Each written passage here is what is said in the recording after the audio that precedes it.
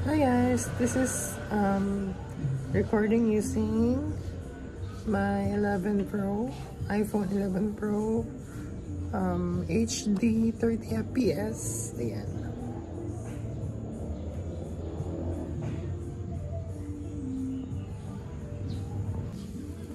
Ayan. iPhone 11 Pro recording at HD 60 FPS. Ayan.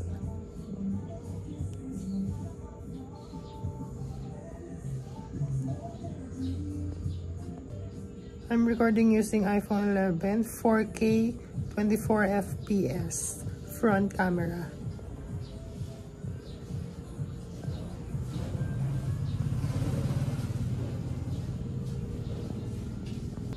Ngayon naman, I'm recording 4K with 30 FPS. Di ko alam kung ano mga difference nila.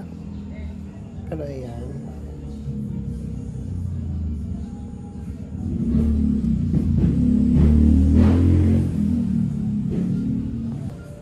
Now naman, the 4K front cam with 60 FPS. Ayan.